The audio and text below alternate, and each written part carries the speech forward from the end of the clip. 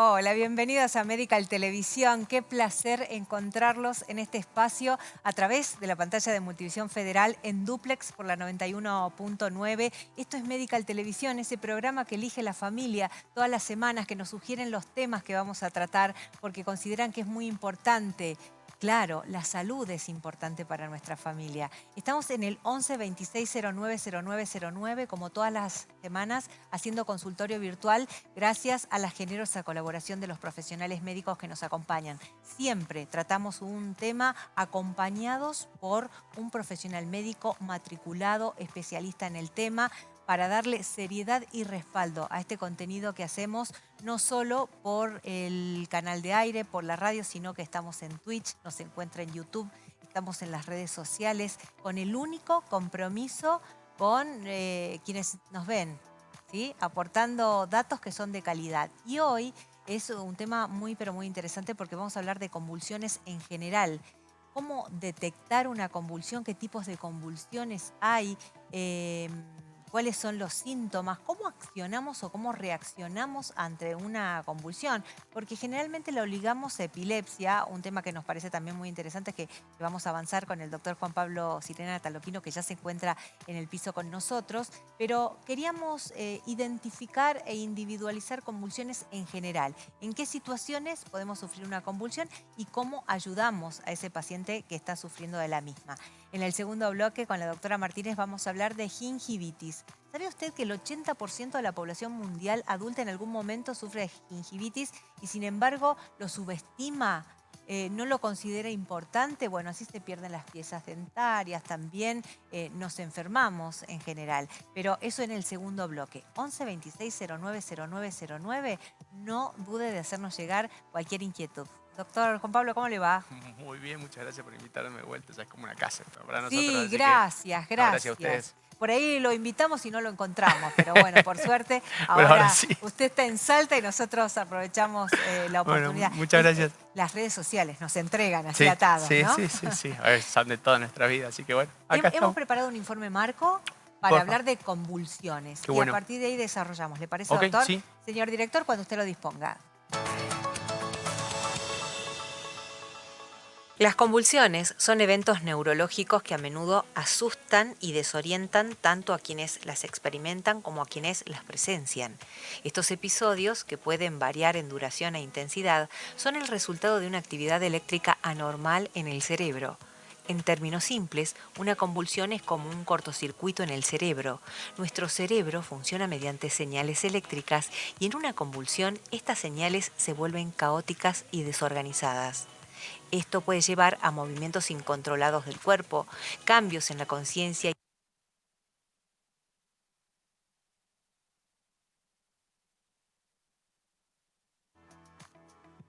Muy bien, señor director, acomodamos ese video porque nos interesa muchísimo darle marco a este tema de las convulsiones y justo veíamos un niño convulsionando con una convulsión atípica porque no es la que generalmente estamos acostumbrados a ver. ¿Me indica, señor director, si podemos volver con el informe? Bueno, cuando esté disponible entonces nos informa. Hay distintos tipos de convulsiones, doctor. Sí, un poco la verdad que muy bueno el video. La introducción básicamente es eso, ¿no? O sea, las convulsiones como que las neuronas descargan en forma normal. Como que se excitan por demás y esto genera que el cuerpo tenga movimientos que son no normales y el paciente como que tenga cambios en el comportamiento. Puede perder la conciencia, empezar a mover las manos en forma descontrolada. Si esas convulsiones, esta descarga normal que tienen las neuronas, como que técnicamente se hiperexcitan, se repite a lo largo de un tiempo, se genera lo que se llama epilepsia. Bien, vamos a compartir el informe y volvemos con el doctor. Del cuerpo, cambios en la conciencia y en algunos casos pérdida de conocimiento. Algunas de las causas de las convulsiones pueden ser epilepsia, fiebre alta, lesiones cerebrales, trastornos metabólicos, abstinencia de sustancias. Según la Organización Mundial de la Salud, aproximadamente 50 millones de personas en todo el mundo tienen epilepsia. Es uno de los trastornos neurológicos más comunes. Las convulsiones febriles afectan principalmente a niños pequeños y se estima que alrededor del 2 a 5% de los niños experimentarán al menos una convulsión febril antes de los 6 años. La epilepsia es la causa más común de convulsiones crónicas. Sin embargo, las convulsiones agudas pueden deberse a diversas causas como lesiones cerebrales, infecciones, trastornos metabólicos y el retiro abrupto de sustancias. ¿Querés saber más? Quédate en Medical Televisión.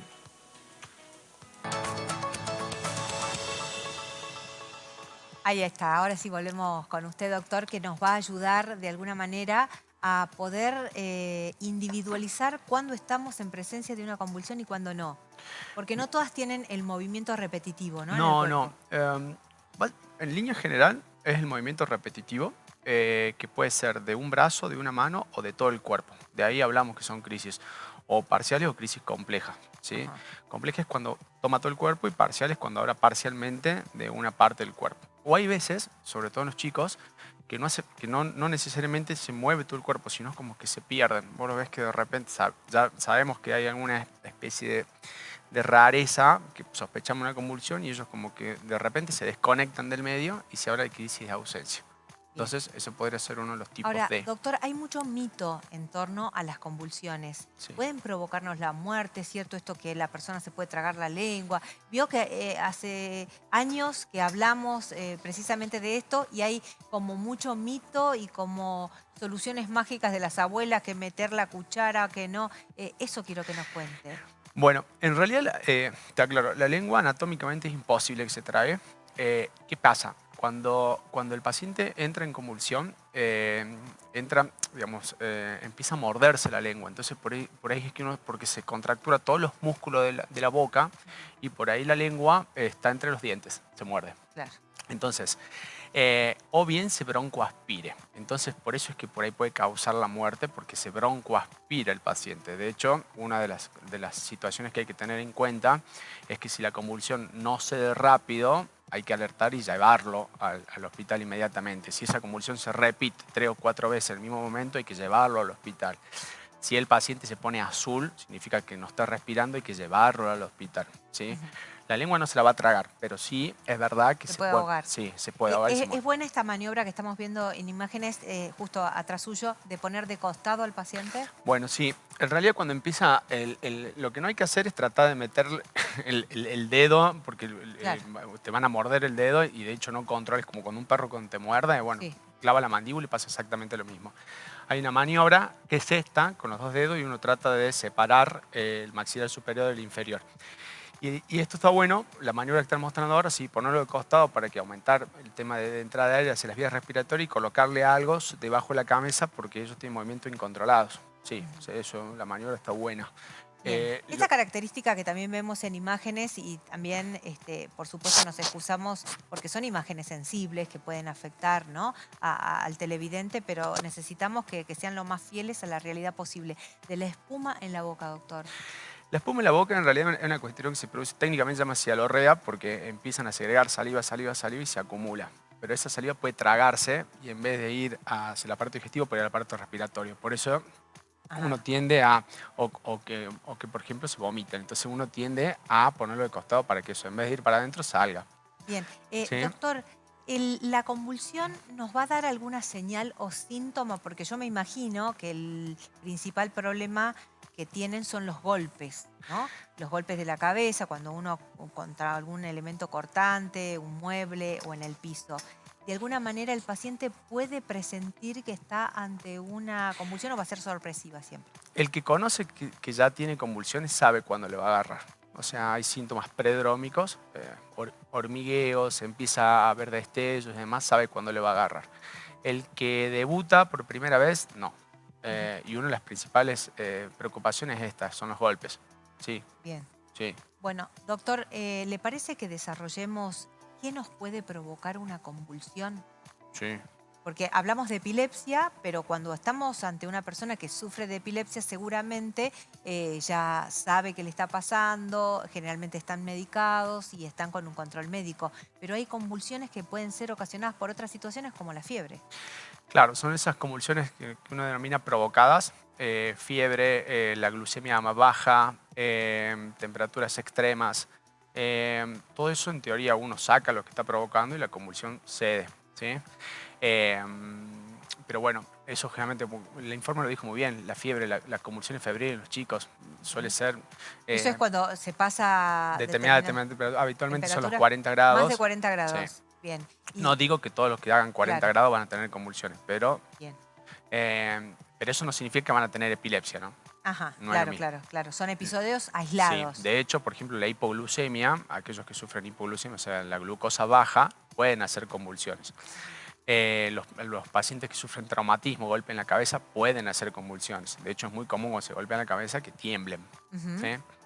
Y bueno, y toda aquella lesión que provoca... ¿Quienes sufren síncope vasovagal podrían hacer convulsiones también o es simple desmayo? Un simple desmayo, Ajá. hay una variedad que habría que estudiarlo y si esa convulsión da que se descarga por ahí, hay un nervio que se llama vago neumogástrico, sí, pero para llegar a eso hay que ir descartando. Sí. Ahora, doctor, las convulsiones, estas que son esporádicas, que pueden ser por una fiebre alta además, ¿causan daño cerebral?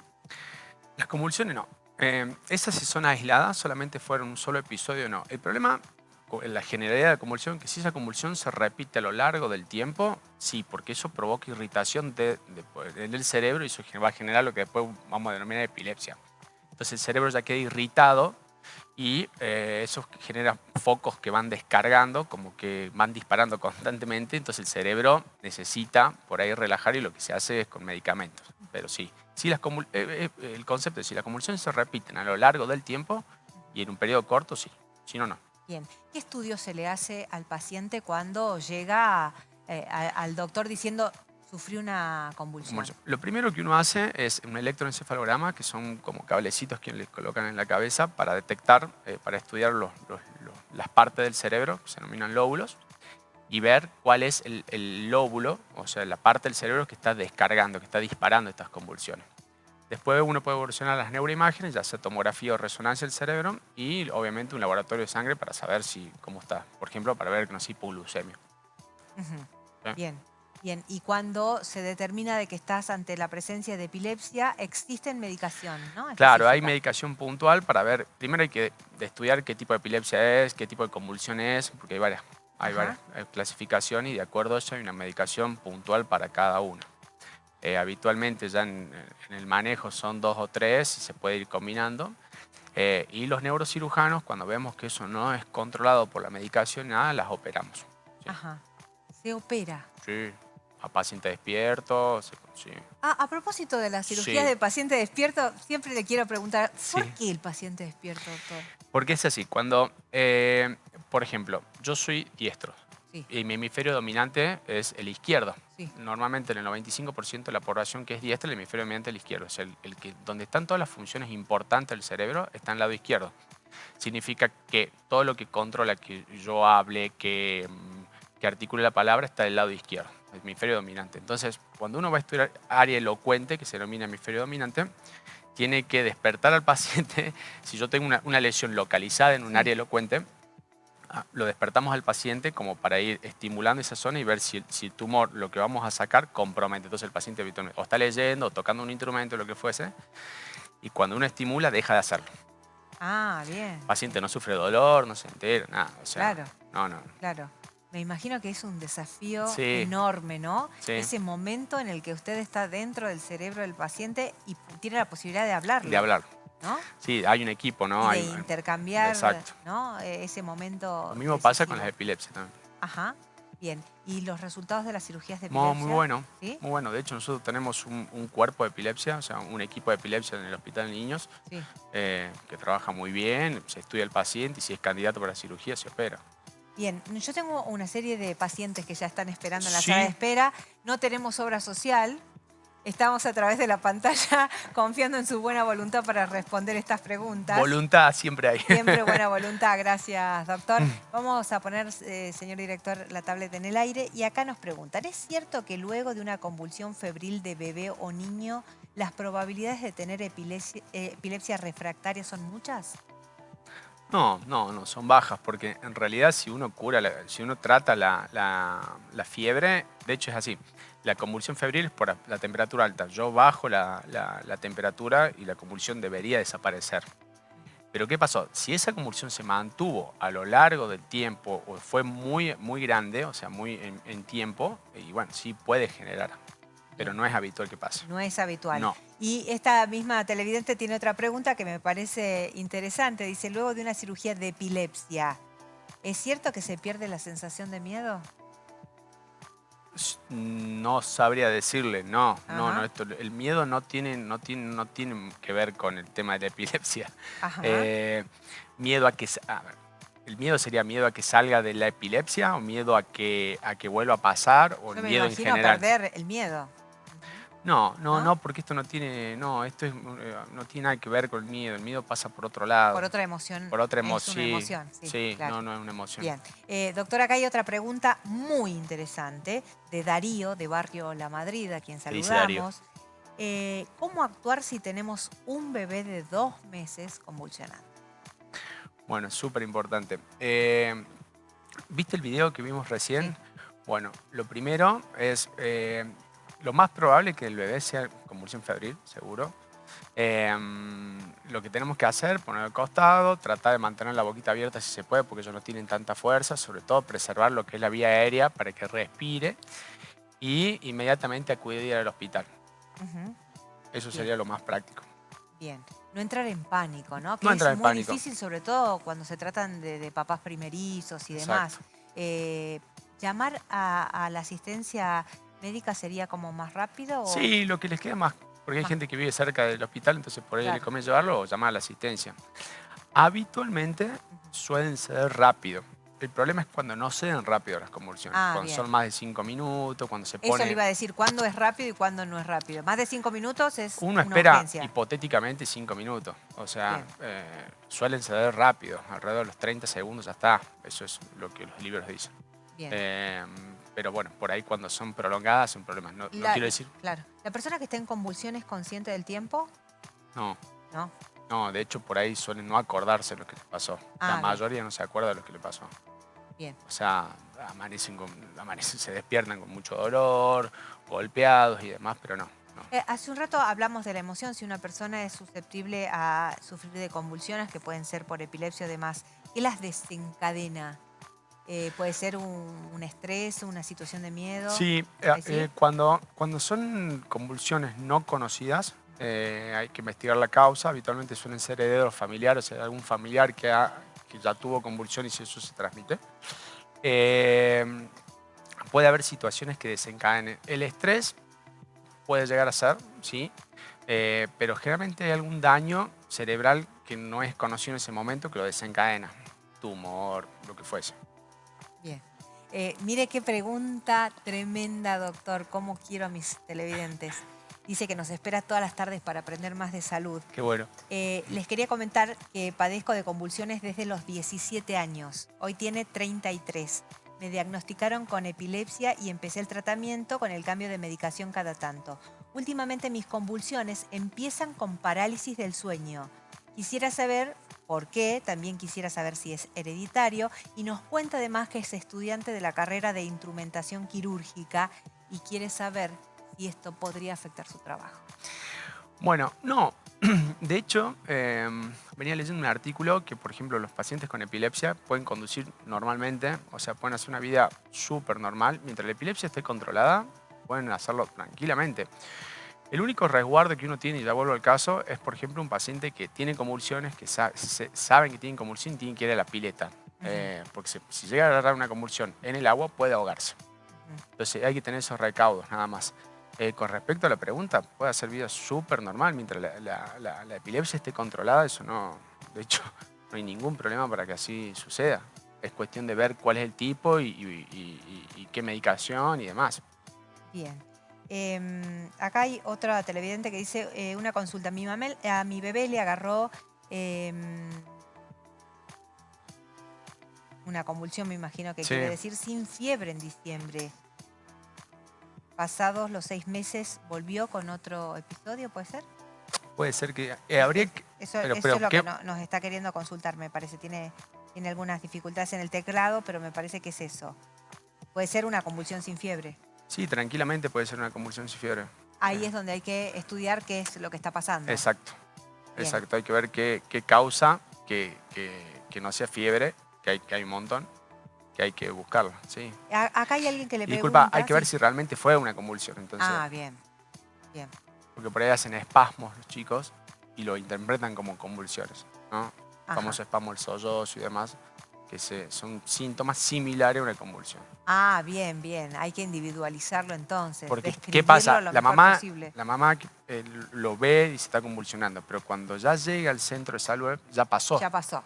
Entonces se interpreta que eso fue una convulsión. Bueno, hoy con los teléfonos está buenísimo como herramienta, Filmar. ¿no? Grabarlo para poder compartir con el profesional médico lo que vivimos en la casa. Sí, totalmente. ¿No? Doctor, ¿podría explicar respecto a la cirugía en pacientes con epilepsia refractaria en qué síntomas mejoraría, qué tipos de secuela podrían quedar y cómo sería el cuidado postoperatorio en pacientes que ya adquirieron discapacidad avanzada a lo largo de la vida? Qué pregunta. Podríamos hacer un programa completo, me parece.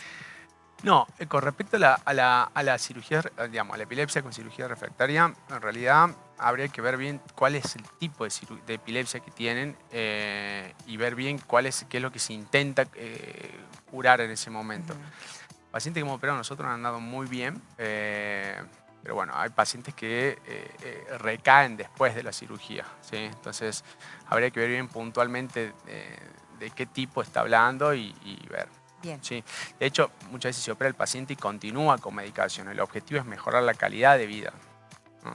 Bien. Vamos a saludar a Salvador, que es de Mar del Plata. Nos escribe, dice, ¿me puede explicar brevemente sobre la epilepsia del despertar? Sí.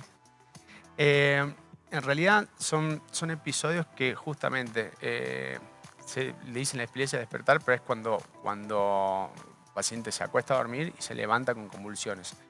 Pero eso es porque ya tenemos nosotros un antecedente de que los pacientes tienen convulsiones porque han abandonado la medicación, porque la medicación no está haciendo foco, lo que fuese. Pero básicamente sería eso. Bien. ¿No tiene que ver con el parálisis del sueño? ¿O sí? No, no tiene que ver con parálisis. Nada que ver. Porque No. el parálisis del sueño... No, la parálisis del sueño, yo entiendo que cuando dijo parálisis del sueño... Tenés mucha conciencia. Claro, exacto. En el caso de la epilepsia, no. O en el caso de la convulsión, no. La convulsión habitualmente suele haber una pérdida de la conciencia, o sea, como que hace una amnesia del hecho, digamos. Bien. Acá le preguntan si la epilepsia refractaria es distinta a otras, Agustín. No, sí, hay que ver en realidad. Hay distintos tipos de epilepsia. Sí. ¿Rápido las podremos clasificar para quienes están pendientes del otro lado? Bueno, habría que ver el tipo de... si nosotros tenemos una epilepsia refractaria de acuerdo al tipo de tratamiento que está recibiendo, eso tendría que verlo bien, según lo que tiene, sí. Bien. Me llama la atención que nos diga por qué es distinta a otras. Sí, no, Agustín. En realidad hay que ver bien cuál es el foco que está descargando. Si una epilepsia lóbulo temporal, lóbulo frontal, por eso es lo que preguntaba. Algo como muy técnico para que nosotros podamos entenderlo acá. Tuve, dice, la primera convulsión. Me operaron de un tumor. Estoy medicada para las convulsiones que siguen. ¿Estoy mal medicada? No. Siguen las convulsiones. ¿Las convulsiones siguen? Sí. No. Me operaron de un tumor. Estoy medicada para las convulsiones que siguen. ¿Esto quiere decir que está mal medicado o no? No, hay que ver si la dosis es adecuada o no. Ajá. ¿Hay muchas medicaciones para las convulsiones? Sí. Dice, buenas tardes, mi novia cuando está por agarrarle las convulsiones le empieza a doler el cuello y le tiemblan las manos. Este es un detalle que me parece importante, doctor, porque yo le preguntaba cuáles son esos primeros signos o síntomas que pueden ayudar a prevenir que está ante una posible convulsión. ¿Qué debo hacer en ese momento para evitar que le agarre la convulsión? Pregunta el novio. En realidad no mucho porque cuando le está por venir le va a agarrar, o sea, es como que no puede evitarlo más allá de tomar las precauciones, a ver si se va a caer o no, de estar atento a cuánto duran las convulsiones y demás, pero pero no mucho porque son los síntomas predómicos. De hecho, hay medicación que se puede dar en el momento de la convulsión, pero no para evitarla, ya toma una medicación en teoría. Bien. Acá Susana Flores nos comparte que sufre de convulsiones desde los 17 años, tiene 57 y se casó con su marido con el mismo diagnóstico. Mira, ¿No? ¿Es como una casualidad o la incidencia es muy alta? no, la incidencia es alta, o sea, ¿Convulsiones tococlónica? tónico-clónica. Tónico-clónica. Sí, Bien. sí, la incidencia es alta. Lo Em, más frecuente sí. habitualmente era entre los chicos y los adultos mayores, pero sí, es común que pase. Bueno, tenemos varias preguntas de personas que no pueden dormir, que quieren que hagamos en otra ocasión, podemos hacer... Que no tenemos pueden... incluso en YouTube un programa con el doctor Juan Pablo Sorry. Zorrilla, que es especialista en el sueño, y ahí le vamos a despejar todas las dudas. Acá hay alguien que nos dice, ya pasando varios años con la misma medicación, ¿qué estudios deben hacerse por la incidencia residual de otros órganos? Debe ser en relación a la epilepsia. ¿Qué estudios podrían hacerse después de muchos años de medicación?